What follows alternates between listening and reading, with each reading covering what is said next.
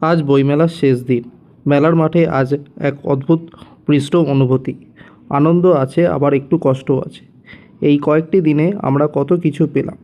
নতুন বই, প্রিয় লেখকের সঙ্গে দেখা, হঠাৎ করে কোনো অচেনা বইয়ের প্রেমে পড়ে যাওয়া।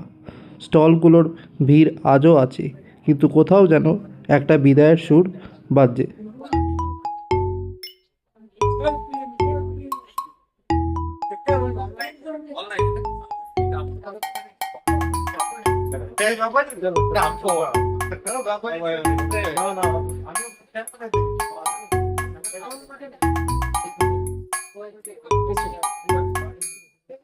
বর্ষা পড়ে গেল সব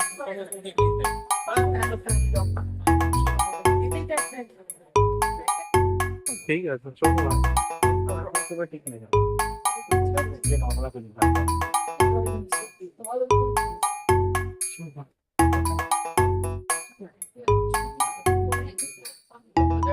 ঠিক আছে।